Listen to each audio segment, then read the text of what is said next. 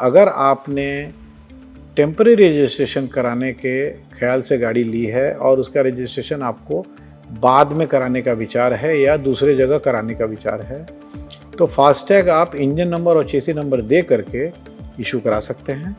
ध्यान रखने की बात यह है कि अगर आपने रजिस्ट्रेशन करा लिया और रजिस्ट्रेशन कराने के बाद जो गाड़ी का जो रजिस्ट्रेशन डिटेल्स है उसको आपने अपडेट नहीं कराया, तो वो फास्टैग 90 डेज के बाद ब्लैकलिस्ट होकर के बंद हो जाता है।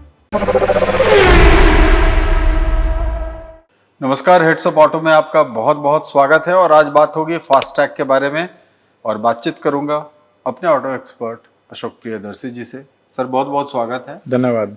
फास्टैग के बारे में हमारे ऑडियंस को आज क्या कुछ बताने वाले हैं? फास्टैग पे कुछ वीडियोस हम लोग ने पहले बना के पोस्ट किए थे, परंतु आज का जो टॉपिक है वो थोड़ा सा उन सारे वीडियोस से थोड़ा भिन्न है। और हम लोग ने रिसर्च किया तो ये इन्फॉर्मेशन बहुत कम जगह अवेलेबल है। तो आज के वीडियो के माध्यम से हम फास्टैग में और कुछ क्लैरिफिकेशंस हमारे यूज़र या जो कार बायर्स हैं उनके लिए देना चाहते हैं। जी शक्ति जी, पहली बात, फास्टैग काफ़ी सुविधाजनक होता है। क्यों सुविधाजनक होता है? एक, टोल को पार करने में आपको समय कम लगता है, ऑटोमेटेड होता है। दूसरा, फास्टैग है तो आधे पैसे लगते हैं, फास्टैग नहीं है तो दुगने पैसे लगते हैं। जी फास्टैग अगर आप गाड़ी ये सोच के लेते हैं कि नहीं हमको कभी भी कोई टोल पे नहीं जाना है क्योंकि गाड़ी स्पेसिफिकली शहर के अंदर ही घूमेगी या जिस एरिया में घूमेगी वहाँ फास्टैग की एकदम आवश्यकता नहीं है, वो आपका निर्णय है। आप गाड़ी बिना फास्टैग के रख सकते हैं, इस पर कोई गवर्नमेंट का कोई मैंडेट नहीं है कि ये मैंडेटरी नहीं है। परंतु नॉर्मल केस में जब आप गाड़ी लेते हैं तो शोरूम आपको फैसिलिटेट कर देते हैं फास्टैग के लिए या लगाने के लिए, या अगर आप कहीं से यूज्ड कार भी लेते हैं तो पुराना फास्टैग हटा करके अपने नाम से नया फास्टैग लेने के बहुत सारे तरीके हैं। परंतु आज का वीडियो थोड़ा सा अलग है। फास्टैग लेना नहीं लेना ये बायर या यूज़र का डिस्क्रिशन है, उसके ऊपर निर्भर करता है। परंतु होता क्या शक्ति जी, नॉर्मल केस में तो जो आपने नया गाड़ी ले ली तो उस समय तो आपके पास इस बात की इसका प्रोविज़न है कि शोरूम वाले दे देते हैं, या आप पुरानी गाड़ी यूज़ कर रहे हैं या नाम में ट्रांसफ़र हुआ है तो आप अपने नाम पे इशू करा लेते हैं, बहुत सारे वेंडर्स। जी परंतु आज का वीडियो थोड़ा स्पेसिफिक है।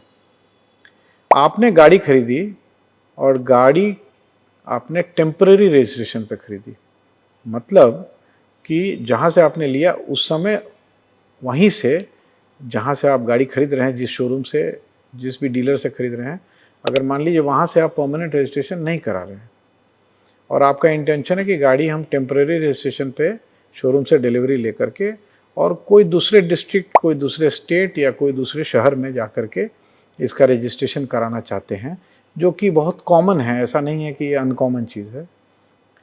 तो ड्राइव करके अगर आप ले जाएंगे तो फास्टैग की आवश्यकता पड़ती है। तो आज के वीडियो के माध्यम से ये बताना चाहते हैं कि फास्टैग जो है वो या तो परमानेंट रजिस्टर्ड गाड़ी के डिटेल्स के हिसाब से फास्टैग बन जाता है।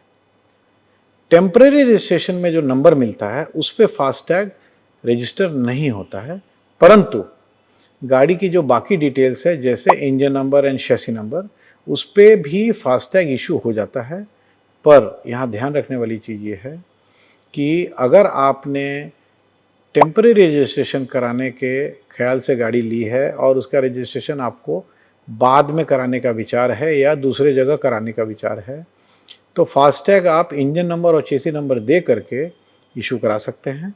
ध्यान रखने की बात यह है कि अगर आपने रजिस्ट्रेशन करा लिया और रजिस्ट्रेशन कराने के बाद जो गाड़ी का जो रजिस्ट्रेशन डिटेल्स है उसको आपने अपडेट नहीं कराया, तो वो फास्टैग 90 डेज के बाद ब्लैकलिस्ट होकर के बंद हो जाता है। कहने का अर्थ ये है कि टेम्पररी रजिस्ट्रेशन नंबर पे फास्टैग रजिस्टर नहीं होता है, परंतु चेसी नंबर, इंजन नंबर के डिटेल से फास्टैग इशू हो जाता है नई गाड़ियों में, जिस केस में गाड़ी टेम्पररी रजिस्ट्रेशन पे जा रही है। परंतु यूज़र को ध्यान देना है कि रजिस्ट्रेशन कराने के उपरांत उस फास्टैग को अगर आपको एक्टिवेट कराना है तो आपके पास विंडो फास्टैग इशू होने के बाद 90 दिन की है। 90 दिन के अंदर रजिस्ट्रेशन करा के उसके जो क्रेडेंशियल्स हैं वो फास्टैग के पोर्टल में जाके आपको अपडेट कराना पड़ेगा, अथवा नहीं कराने से ये फास्टैग जो है आपका ब्लैकलिस्ट हो जाएगा और उसमें संभावना है कि जो बैलेंस था वो बैलेंस फिर रिकवर ना हो सके। तो फास्टैग को एक्टिवेट करा लेना है। अब इसमें एक सवाल और आता है कि ये जो डिटेल्स हैं, अगर इंजन नंबर चेसी नंबर के हिसाब से फास्टैग इशू हुआ है और बाद में रजिस्ट्रेशन नंबर आ गया है, इसको कैसे कराएं?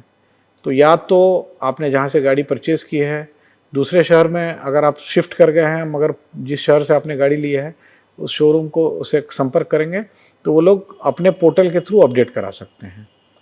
अगर ये संभव नहीं है तो आप जिस शहर में हैं और जो आपका फास्टैग है वो किस वेंडर के थ्रू आपको शोरूम वालों ने दिया है या आपने परचेज़ किया है, जैसे काफ़ी सारे पेमेंट बैंक्स हैं, काफ़ी सारे बैंक्स हैं जो कि फास्टैग बेचते हैं, तो आपको उन्हीं के कॉल सेंटर में जा कर के, अगर आपने गाड़ी जहाँ से ली है टेम्परेरी रजिस्ट्रेशन पे और बाद में आप उसका डिटेल उसी शोरूम से अपडेट कराना चाहते हैं तो बहुत ज़्यादा परेशानी नहीं होती है, हो जाता है। परंतु अगर आप उस शहर में नहीं हैं और आपके लिए संभव नहीं है कि जहाँ से गाड़ी ली है वहीं से इसको अपडेट कराएं, तो आप जिस बैंक के द्वारा या पेमेंट बैंक के द्वारा या पेमेंट गेटवे के द्वारा आपने फास्टैग लिया है उसके कॉल सेंटर पे जा कर के और आप बोलें कि इसको मुझे डिटेल्स को अपडेट कराना है, तो वो उसका प्रोसेस बता देंगे। परंतु अपडेट ज़रूर करा लें, क्योंकि 90 दिन के बाद वो फास्टैग आपका ब्लॉक हो जाएगा और हो सकता है कि उसमें जो बैलेंस था वो भी आप खो दें, हो सकता है। तो 90 दिन तो बहुत इंपॉर्टेंट है, जी। खासकर जो टेम्पररी रजिस्ट्रेशन है। आपने जी। बिल्कुल सही कहा कि अगर टेम्पररी रजिस्ट्रेशन है, लोगों को लगता है दूसरी जगह से परमानेंट रजिस्ट्रेशन लिया, तो वैसे केस में फास्टैग में विशेष तौर पर उनको ध्यान देने की ज़रूरत है। और थोड़ी अगर वो जिस पेमेंट बैंक से उनका फास्टैग है उस पेमेंट बैंक में उनको संपर्क करना होगा, क्योंकि टेम्पररी में तो सेशन मैं नंबर वही बोल रहा हूँ कि जिस शोरूम से आपने लिया है, क्योंकि उनको तो मालूम है कि कौन से पेमेंट बैंक के थ्रू कस्टमर को फास्टैग दिया गया है, तो वो बोलने से वो लोग भी हेल्प करके करा देते हैं। परंतु मान लीजिए आप नहीं करा सके, इसमें देखिए आज का वीडियो का मुख्य विषय ये नहीं है। विषय ये है कि यूज़र को या बायर को जानकारी होनी चाहिए कि अगर मैंने टेम्परेरी रजिस्ट्रेशन पे गाड़ी ली है और फास्टैग इंजन नंबर और चेसी नंबर पे है तो उसको 90 दिन के अंदर हमें उसको वैलिडेट करा लेना है, जो भी गाड़ी का रजिस्ट्रेशन हुआ है उसकी डिटेल्स डलवा कर। तो होता क्या है शक्ति जी कि लोग सोचते हैं कि हमने इंजन नंबर चेसी नंबर पे फास्टैग इशू कराया था और रजिस्ट्रेशन हो गया तो वो ऑटोमेटिकली अपडेट हो गया होगा। इसमें यहाँ जानने की ज़रूरत है कि ऑटोमेटिक अपडेट नहीं होता है, उस पोर्टल पे अपने डिटेल्स को अपडेट कराना पड़ता है, तभी जाके वो फास्टैग एक्टिव होता है। जी बिल्कुल। तो हमारे ऑडियंस को पता चल गया होगा और बहुत यूनिक जानकारी दी सर। इस तरह का कन्फ्यूज़न रहता है, जानकारी के अभाव में लोगों को परेशानी होती जी है। जी जी। तो बहुत बहुत धन्यवाद अशोक जी। धन्यवाद। हेड्सअप ऑटो को अगर अब तक आपने सब्सक्राइब नहीं किया है तो जरूर से सब्सक्राइब कर लें और ऐसे ही यूनिक और सटीक जानकारी देखने के लिए हेड्सअप को देखते रहें। हेड्सअप ऑटो के फेसबुक और इंस्टाग्राम पेज को भी फॉलो करें। दीजिए शक्ति प्रकाश को अभी के लिए इजाज़त। बहुत बहुत धन्यवाद।